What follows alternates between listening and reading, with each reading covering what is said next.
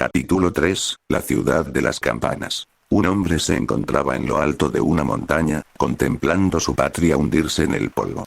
Las aguas se arremolinaban debajo, muy lejos. Y oyó a un niño llorar. Eran sus propias lágrimas. Recogido el 4 de Tanates, año 1171, 30 segundos antes de la muerte. El sujeto era un zapatero de cierto renombre. Kharbrandt, la ciudad de las campanas, no era un lugar que Shayan hubiera imaginado que visitaría nunca. Aunque a menudo había soñado con viajar, esperaba pasar los primeros años de su vida secuestrada en la mansión de su familia, donde solo los libros de su padre le permitían escapar. Esperaba casarse con uno de los aliados de su padre, y luego pasarse el resto de la vida secuestrada en la mansión de ese otro hombre. Pero las expectativas eran como la porcelana fina. Cuanto más fuerte te agarrabas a ellas, más probable era que se rompiesen. Se sentía inquieta. Se apretó contra el pecho la libreta de dibujo encuadernada en cuero, mientras los estibadores llevaban el barco a puerto. Kharbrandt era enorme. Construida en la falda de una pronunciada pendiente, la ciudad tenía forma de cuña, como si hubiera sido edificada en una amplia grieta, con un lado abierto que desembocaba en el océano. Los edificios eran recios, con ventanas cuadradas, y parecían haber sido construidos con alguna especie de barro o adobe. Creen, tal vez. Estaban pintados de colores brillantes, rojos y anaranjados la mayoría, pero había también azules y amarillos de vez en cuando. Pudo oír las campanas, tintineando al viento, resonando con sus voces puras. Tuvo que torcer el cuello para contemplar la zona más alta de la ciudad. Kharbrandt era como una montaña que se alzaba sobre ella. ¿Cuánta gente vivía en un lugar como este? ¿Miles de personas? ¿Decenas de miles? Se estremeció de nuevo, asustada aunque emocionada al mismo tiempo, y entonces parpadeó con fuerza, fijando la imagen de la ciudad en su memoria. Los marineros corrían de un lado a otro. El placer del viento era un navío estrecho, de un solo palo, apenas lo suficientemente grande para ella, el capitán, su esposa y la media docena de tripulantes. Al principio le había parecido muy pequeño, pero el capitán Tozbek era un hombre tranquilo y cauto, un marino excelente, aunque fuera pagano. Había guiado el barco con cuidado a lo largo de la costa, encontrando siempre una cala a cubierto para capear las altas tormentas. El capitán supervisaba el trabajo mientras los hombres aseguraban las maromas. Tozbek era un hombre bajo que le llegaba a Shayan a la altura de los hombros, y mostraba sus largas cejas blancas taileñas en un curioso patrón en punta. Era como si tuviera dos abanicos sobre los ojos, de un palmo de largo cada uno. Llevaba una sencilla gorra de lana y una chaqueta negra con botones plateados. Shayan imaginaba que aquella cicatriz de su barbilla se la había hecho en una furiosa batalla marítima contra los piratas. El día antes, se decepcionó al enterarse de que había sido causada por un cabo suelto durante un temporal. La esposa de Tozbek, Ashraf, bajaba ya por la plancha para registrar el barco. El capitán vio a Shayan observándolo, y se acercó a ella. Era uno de los contactos comerciales de la familia, en quien su padre confiaba ciegamente. Eso era buena cosa, ya que el plan que sus hermanos y ella habían trazado no tenía lugar para que la escoltara un ama o una dama de compañía. El plan ponía a Shayan nerviosa. Muy nerviosa. Odiaba ser hipócrita. Pero el estado financiero de su casa, necesitaban una espectacular entrada de dinero u otro tipo de presión en la política local de Beden. De lo contrario, no sobrevivirían al año. Lo primero es lo primero, pensó Shayan, obligándose a conservar la calma. Encuentra a Hasna Colin. Suponiendo que no se haya marchado de nuevo sin ti. He enviado a un mozo de tu parte, brillante, dijo Tozbek. Si la princesa sigue aquí, lo sabremos pronto. Shayan asintió agradecida, todavía aferrada a su libreta de dibujos. En la ciudad, había gente por todas partes. Algunos llevaban ropas familiares, pantalones y camisas con encajes los hombres, faldas y blusas de colores, las mujeres. Podrían ser gente de su tierra, Hakebed. Pero Kharbrandt era una ciudad libre. Una ciudad-estado pequeña y políticamente frágil con poco terreno, pero con muelles abiertos a todos los barcos que pasaban. Allí no hacían ninguna pregunta referida a nacionalidades ni estatus. La gente acudía en masa. Eso significaba que muchas de las personas que Shayan veía eran exóticas. Aquellas túnicas simples indicaban a un hombre o una mujer de Tasik, muy al oeste. Las largas sayas hasta los tobillos, pero abiertas por delante como capas, ¿de dónde era esa gente? Rara vez había visto a tantos parshmenios como veía ahora trabajando en los muelles, cargando fardos a sus espaldas. Como los parshmenios que había poseído su padre, eran fornidos y de miembros gruesos, con su extraña piel jaspeada, algunas partes pálidas o negras, otras de un intenso escarlata. El patrón jaspeado era único en cada individuo. Después de seguir a Hasnakorin de ciudad en ciudad durante casi un año, Shayan estaba empezando a pensar que nunca alcanzaría a la princesa. ¿La estaba evitando? No, eso no parecía probable. Shayan no era lo bastante importante para esperarla. La brillante Hasnakorin era una de las mujeres más poderosas del mundo. Y una de las más tristemente célebres. Era la única miembro de una fiel casa real que era una hereje profesa. Shayan intentó controlar su ansiedad. Lo más probable era que descubrieran que Hasna se había vuelto a marchar. El placer del viento atracaría para pasar la noche, y Shayan negociaría un precio con el capitán, con un gran descuento, debido a las inversiones de su familia en el negocio de Tozbek, para que la llevara al siguiente puerto. Ya habían pasado varios meses de la fecha en que Tozbek esperaba librarse de ella. Shayan no había sentido nunca el menor resentimiento por su parte. Su honor y lealtad le obligaban a acceder a sus peticiones. Sin embargo, su paciencia no duraría eternamente, ni el dinero de ella tampoco. Ya había gastado la mitad de las esferas que había traído consigo. Tozbek acabaría por abandonarla en una ciudad desconocida, desde luego, pero tal vez insistiera en llevarla de regreso a Bedenar. Capitán, dijo un marinero, subiendo la plancha a la carrera. Llevaba solamente un chaleco y pantalones bombachos, y tenía la piel bronceada de quien trabaja al sol. Ningún mensaje, señor. El práctico del puerto dice que Hasna no se ha marchado todavía.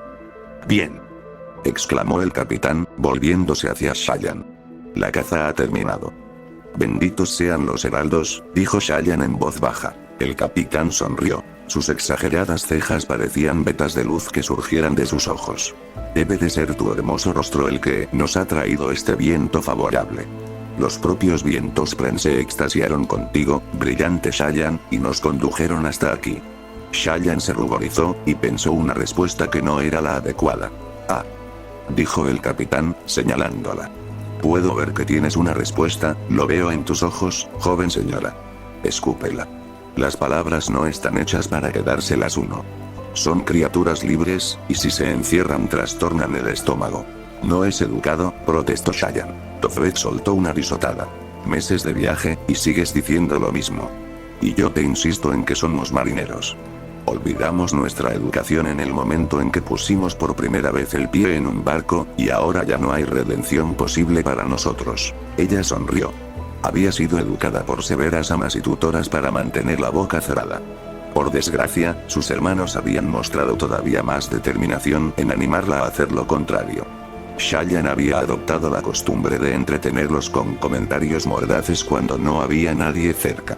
Recordó con afecto las horas pasadas junto a la chisporroteante chimenea del gran salón, los tres más jóvenes de sus 4 hermanos sentados a su alrededor, escuchándola mientras hacía comentarios del último adulador de su padre o un romance fugaz. A menudo inventaba versiones tontas de conversaciones para llenar las bocas de gente que podía ver, pero no oír. Eso había establecido en ella lo que sus amas consideraban una vena insolente. Y los marineros apreciaron aún más que sus hermanos un comentario mordaz. Bueno, le dijo Shayan al capitán, ruborizándose pero ansiosa por hablar de todas formas, estaba pensando esto. Dices que mi belleza sedujo a los vientos para que nos llevaran a toda prisa a Calibrant. Pero no implicaría eso que en otros viajes mi falta de belleza tuviera la culpa de que llegáramos tarde. Bueno, esto. Así que en realidad, lo que me estás diciendo es que soy hermosa exactamente una sexta parte de las veces. Tonterías. Joven señora, eres como un amanecer soleado. ¿Un amanecer? ¿Con eso quieres decir demasiado escarlata? Se tiró del largo cabello rojo, y con tendencia a hacer que los hombres vuelvan la cara cuando me ven.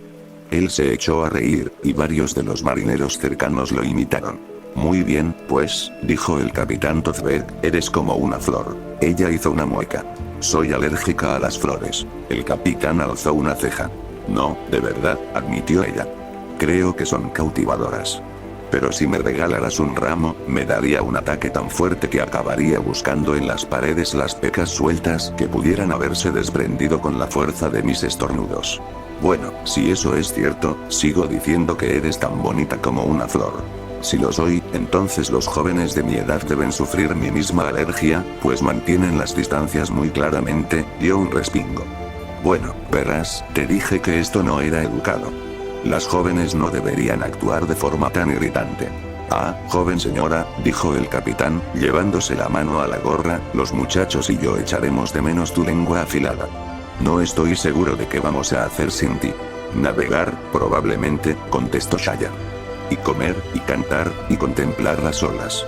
Todas las cosas que hacéis ahora, solo que tendréis más tiempo para hacerlas, ya que no tropezaréis con una muchacha sentada en cubierta haciendo dibujos y murmurando para sí. Pero te estoy agradecida, capitán, por un viaje tan maravilloso, aunque algo exagerado en su duración. Él volvió a llevarse la mano a la gorra, agradeciendo el cumplido. Shayan sonrió. No había esperado que viajar sola fuera tan liberador. A sus hermanos les preocupaba que sintiera miedo. La consideraban tímida porque no le gustaba discutir y permanecía callada cuando había grupos grandes hablando. Y tal vez era tímida, en efecto. Estar lejos de Huckleberry resultaba intimidatorio. Pero también era maravilloso. Había llenado 3 libros de bocetos con las criaturas y gentes que había visto, y aunque su preocupación por las finanzas de su casa era una nube perpetua, se equilibraba con el puro placer de la experiencia. Fue que empezó a preparar el atraque. Era un buen hombre. Respecto a su alabanza a su supuesta belleza, ella le daba el valor que tenía. Una amable, aunque exagerada, muestra de afecto. Shayan era de piel pálida en una época en que el bronceado Aleci se consideraba la marca de la auténtica belleza, y aunque tenía ojos celestes, su linaje familiar impuro se manifestaba en el pelo rojizo. No había un solo mechón de adecuado negro. Sus pecas habían ido desapareciendo a medida que se convirtió en mujer, benditos fueran los heraldos, pero seguía habiendo algunas visibles, espolvoreando sus mejillas y su nariz. Joven señora, le dijo el capitán después de consultar con sus hombres. La brillante Jasna sin duda estará en el cónclave. Oh, ¿dónde está el palaneo? Sí, sí. Y el rey vive también allí. Es el centro de la ciudad, como si dijéramos. Excepto que está en lo más alto. Se rascó la barbilla. Bueno, de todas formas, la brillante Jasna Colin es hermana de un rey. No se alojaría en ningún otro lugar, no en Kharbrandt. Yal, aquí presente, te mostrará el camino. Podremos llevar tu equipaje más tarde. Muchas gracias, capitán, respondió ella. Shailorm Kabadnour, los vientos nos han traído a salvo. Una frase de agradecimiento en el idioma tailense. El capitán sonrió de oreja a oreja. Nkaiba de Fortentis. Ella no tenía ni idea de lo que significaba aquello. Su tailense era bastante bueno cuando lo leía, pero hablarlo era otro cantar. Le sonrió, lo que pareció ser la respuesta adecuada, pues él se echó a reír y señaló a uno de sus marineros. Esperaremos 2 días en este muelle, le dijo. Hay una alta tormenta mañana, así que no podemos zarpar. Si la situación con la brillante Jasna no sale según lo esperado, te llevaremos de vuelta a Huckleberry. Gracias de nuevo. No es nada, joven señora, dijo él. Es lo que haríamos de todas formas. Podemos pertrecharnos aquí y todo. Además, ese retrato de mi esposa que hiciste para mi camarote es muy bonito. Muy bonito. Se acercó a Yalu para darle instrucciones. Shayan esperó, mientras guardaba su libreta en su carpeta de cuero. Yalu. Le resultaba difícil pronunciar el nombre en su lengua Beden. ¿Por qué eran tan aficionados los taileños a unir tantas letras, sin vocales adecuadas? Yalb la llamó con la mano. Ella se dispuso a seguirlo. Ten mucho cuidado, muchacha, le advirtió el capitán al pasar. Incluso una ciudad segura como Kharbrandt oculta peligros. Mantén la cabeza en su sitio. Creo que no hay duda de que prefiero tener la cabeza sobre los hombros, capitán, respondió ella, pisando con cuidado la plancha. Si no lo hago, entonces será que alguien se ha acercado demasiado con una maza. El capitán se echó a reír, y se despidió de ella mientras Shayan bajaba por la plancha, agarrándose a la barandilla con la mano libre. Como todas las mujeres de Borín, mantenía la mano izquierda, la mano segura, cubierta, revelando solo la mano libre. Las mujeres ojos oscuros corrientes solían llevar un guante, pero una mujer de su rango debía mostrar más recato. En su caso, mantenía la mano segura cubierta por la enorme manga de su vestido, que llevaba abotonado hasta arriba. El traje era de estilo tradicional borín, ajustado en el busto, hombros y cintura, con una falda amplia debajo. Era de seda azul con botones de comcharichuy en los lados, y ella sujetaba con la mano segura la mochila contra su pecho, mientras se agarraba a la barandilla con la mano libre. Desembocó en la furiosa actividad de los muelles, donde los mensajeros corrían de un lado a otro, y mujeres de vestidos rojos apuntaban los cargamentos en sus libros de cuentas. Kharbrandt era un reino de Borín, como Alezkar y como Hakebet, la tierra de Shayan. Aquí no había paganos, y escribir era un arte femenino. Los hombres aprendían solamente glifos, dejando las letras y la lectura para sus hermanas y esposas. Ella no lo había preguntado, pero estaba segura de que el capitán sabía leer. Lo había visto con libros, cosa que la hizo sentirse incómoda. Leer era una ocupación rara en un hombre. Al menos, en hombres que no fueran fervorosos. ¿Quieres ir montada?, le preguntó Yal, con su dialecto taileño rural tan fuerte que ella apenas pudo distinguir sus palabras. Sí, por favor. Él asintió y se marchó, dejándola en los muelles, rodeada por un grupo de parshmenios que trasladaban laboriosamente cajas de madera de un embarcadero a otro. Los parshmenios eran duros de mollera, pero resultaban unos trabajadores excelentes. Nunca se quejaban, y hacían siempre lo que se les decía. El padre de Shayan los prefería a los esclavos corrientes. ¿De verdad que los Aleci estaban combatiendo contra los parshmenios en las llanuras quebradas? A Shayan eso le parecía muy extraño. Los parshmenios no luchaban. Eran dóciles y prácticamente mudos. Naturalmente, por lo que había oído, los de las llanuras quebradas, los Parsengi, los llamaban, eran físicamente distintos de los parshmenios corrientes. Más fuertes, más altos, más inteligentes. Quizás en realidad no eran parshmenios, sino parientes lejanos de algún tipo. Para su sorpresa, pudo ver signos de vida animal en los muelles. Unas cuantas anguilas aéreas ondulaban en las alturas, buscando ratas o peces. Cangrejos diminutos se escondían entre las grietas de los tablones del muelle, y un puñado de aspens colgaban de sus gruesos troncos. En una calle cercana, un bisón vagabundo acechaba en las sombras, buscando un bocado que pudiera pillar. Shayan no pudo resistirse a abrir su carpeta y empezar a bocetar una anguila aérea. ¿Es que no tenía miedo de toda aquella gente? Sostuvo la libreta con mano segura, los dedos ocultos engarfiados en su parte superior, mientras usaba un lápiz de carboncillo para dibujar. Antes de que terminara, su guía regresó con un hombre que tiraba de un curioso carruaje con dos ruedas grandes y un asiento cubierto por un dosel. Vacilante, ella guardó la libreta. Había esperado un palanquín. El hombre que tiraba del vehículo era bajo y de piel oscura, con una amplia sonrisa y labios carnosos. Le indicó con un gesto a Shayan que se sentara, y ella lo hizo con la modesta gracia que sus amas le habían enseñado. El conductor formuló una pregunta en un lenguaje entrecortado y terso que no reconoció. ¿Qué ha dicho?, le preguntó ella a Yal. ¿Quiere saber si te gustaría ir por el camino largo o por el corto? Yalb se rascó la cabeza. No estoy seguro de cuál es la diferencia. Supongo que uno tarda más tiempo que el otro. Oh, sí que eres lista. Yalb le dijo algo al conductor en aquel mismo tono entrecortado, y el hombre le respondió. El camino largo ofrece una buena vista de la ciudad, dijo Yalb. El corto va directamente al cónclave.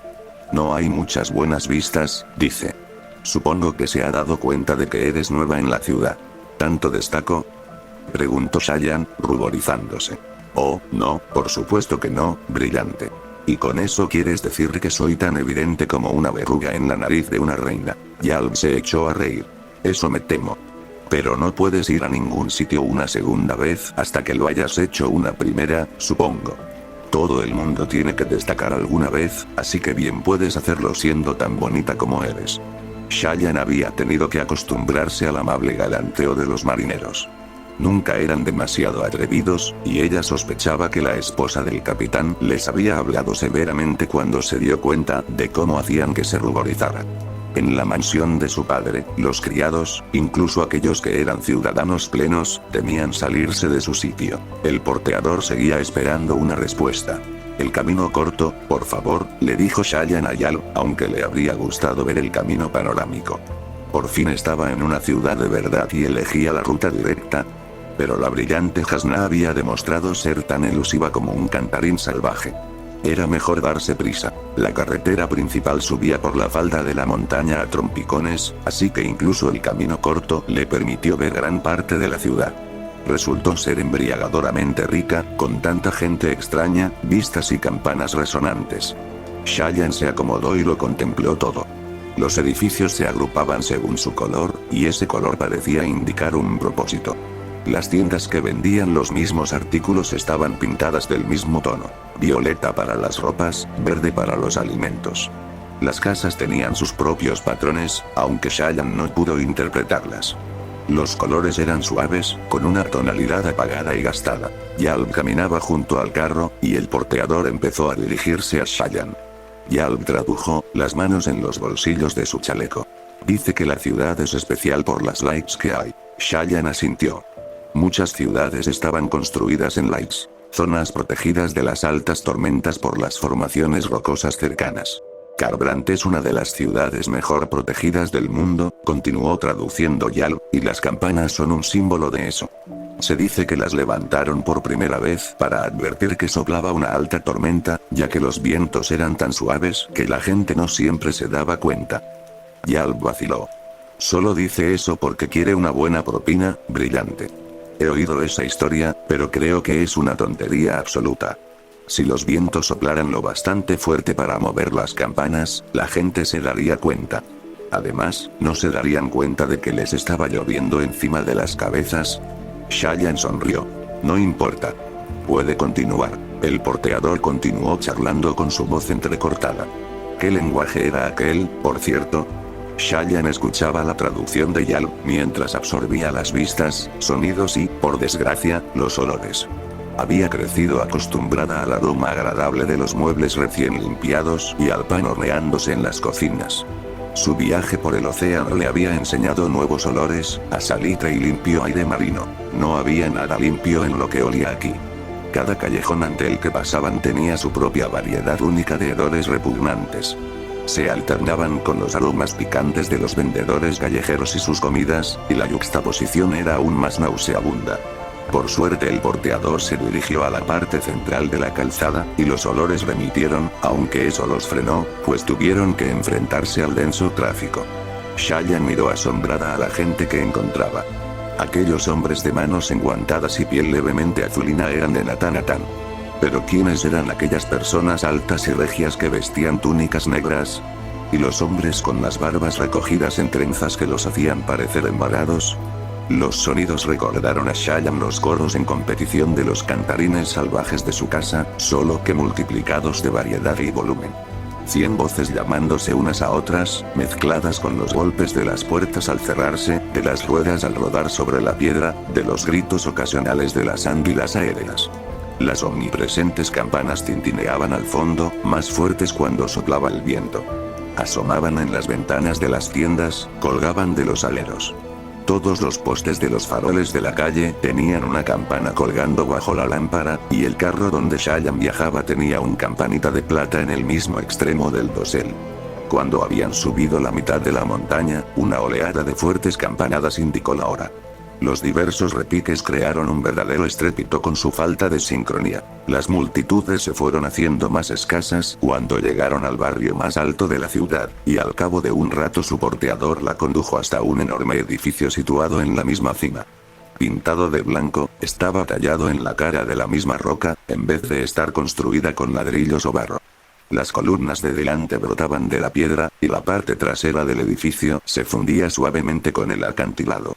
Los tejados tenían cúpulas cuadradas en lo alto y estaban pintados de colores metálicos. Mujeres ojos claros entraban y salían, llevando utensilios de escribas y vestidas como Cheyenne, las manos izquierdas adecuadamente cubiertas. Los hombres que entraban o salían del edificio vestían chaquetones borín de estilo militar y pantalones recios, abotonados por los costados y terminados en un duro cuello. Muchos llevaban espadas, los cinturones envueltos en los chaquetones que les llegaban hasta las rodillas. El porteador se detuvo e hizo un comentario a Yalb. El marinero empezó a discutir con él, las manos en las caderas. Shayan sonrió ante su severa expresión y parpadeó intensamente, fijando la escena en su memoria para posteriores bocetos. Me está ofreciendo dividir conmigo la diferencia si lo dejo hinchar el precio del viaje, dijo Yalo, sacudiendo la cabeza y ofreciendo una mano para ayudar a Shayan a bajar del carruaje. Cuando lo hizo, miró al porteador, que se encogió de hombros, sonriendo como un niño al que han pillado robando golosinas. Ella agarró la mochila con su mano cubierta y buscó dentro con su mano libre para sacar el monedero. ¿Cuánto debo darle? 2 claros deberían ser más que suficientes. Yo habría ofrecido 1. El ladrón quería pedir 5. Antes de este viaje, ella nunca había usado dinero. Tan solo admiraba las esferas por su belleza. Cada una estaba compuesta por una perla de cristal un poco más grande que la uña de una persona, con una gema mucho más pequeña en el centro. Las gemas podían absorber la luz tormentosa, y eso las hacía brillar. Cuando abrió el monedero, fragmentos de rubí, esmeralda, diamante y zafiro brillaron en su rostro. Cogió 3 chips de diamante, la denominación más pequeña. Las esmeraldas eran las más valiosas, pues podían ser usadas por los moldeadores de almas para crear comida. La parte de cristal de la mayoría de las esferas era del mismo tamaño. El tamaño de gema del centro determinaba el valor. Los 3 chips, por ejemplo, tenían cada uno una diminuta lasca de diamante dentro. Incluso eso era suficiente para brillar con la luz tormentosa, mucho más débil que una lámpara, pero todavía visible. Un marco, la denominación media de la esfera, era un poco menos brillante que una vela. Hacían falta 5 chips para sumar un marco. Solo había traído esferas infusas, ya que había oído que las opacas eran sospechosas, y a veces los prestamistas tenían que ser llevados a juicio para determinar la autenticidad de la gema. Guardaba las esferas más valiosas que tenía en su bolsa segura, naturalmente, que estaba abotonada en el interior de su manga izquierda. Le entregó los 3 chips a Yalo, que ladeó la cabeza. Le asintió al porteador, ruborizándose, advirtiendo que sin darse cuenta había utilizado a Yalo como si fuera un maestro de sirvientes intermediario. ¿Se sentiría ofendido? Él se echó a reír y se rió, como si imitara a un maestro de sirvientes, y le pagó al porteador con una burlona expresión de severidad. El porteador se rió, le hizo una reverencia a Shayan, y se marchó con su carro. Esto es para ti, dijo Shayan, sacando un marco de rubí y entregándoselo a Yalo. Brillante, esto es demasiado. En parte es por agradecimiento, dijo ella, pero también es para pagarte que te quedes aquí y esperes unas horas, por si regreso. ¿Esperar unas horas por un marco de fuego? Eso es el salario de una semana navegando. Entonces debería ser suficiente para asegurarme de que no te marcharás. Estaré aquí mismo, exclamó Yalo, haciéndole una elaborada reverencia sorprendentemente bien ejecutada. Shayan inspiró profundamente y empezó a subir las escalinatas que conducían a la impresionante entrada del cónclave. La piedra tallada era en efecto notable. La artista que había en ella quiso detenerse a estudiarla, pero no se atrevió. Entrar en el enorme edificio fue como ser engullida. El pasillo interior estaba flanqueado con lámparas de luz tormentosa que brillaban en blanco. Dentro de ellas posiblemente había broams de diamante. La mayoría de los edificios de hermosa construcción usaban luz tormentosa para proporcionar iluminación. Un broam, la denominación más alta de las esferas, brillaba casi con la misma luz que varias velas. Su luz brillaba por igual y suavemente sobre las muchas ayudantes, escribas, y ojos claros que se movían por el pasillo. El edificio parecía estar construido como un alto, ancho y largo túnel horadado en la roca. Grandiosas cámaras flanqueaban los lados, y pasillos secundarios surgían de la gran sala central. Shayan se sintió más cómoda que en el exterior. Este lugar, con sus sirvientes ocupados, sus brillantes señores menores y sus brillantes damas, era familiar. Alzó su mano libre en señal de necesidad, y en efecto, un maestro de sirvientes con una esplendente camisa blanca y pantalones negros acudió presuroso a su lado.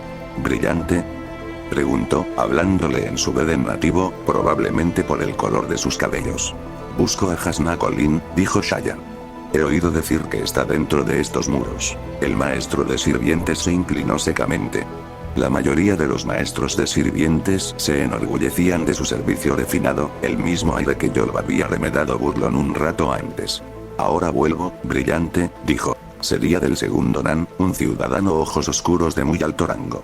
En la Feborín, la llamada, la tarea a la que uno dedicaba la vida, era de importancia vital.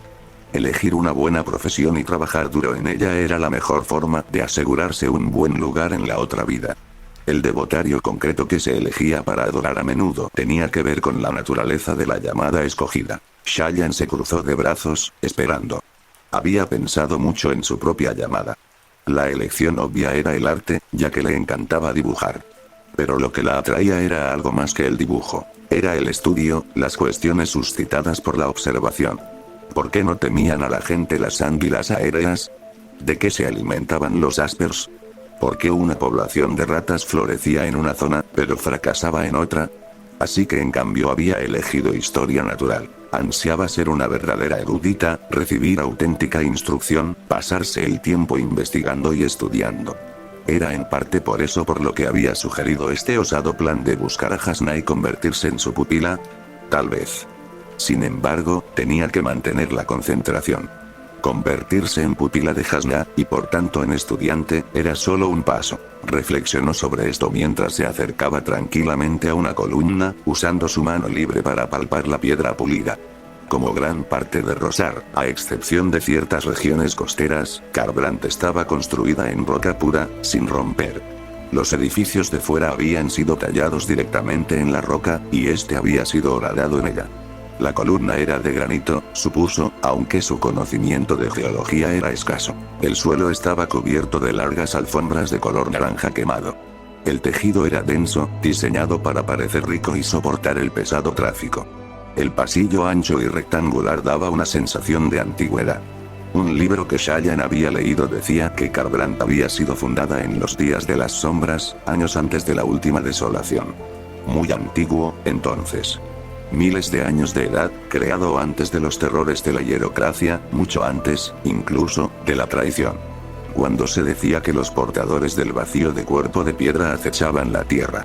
¿Brillante?, preguntó una voz. Shayan dio media vuelta y descubrió que el sirviente había regresado. Por aquí, brillante. Shayan asintió, y el sirviente la condujo rápidamente por el concurrido pasillo. Repasó cómo debía presentarse a Hasna. La mujer era una leyenda.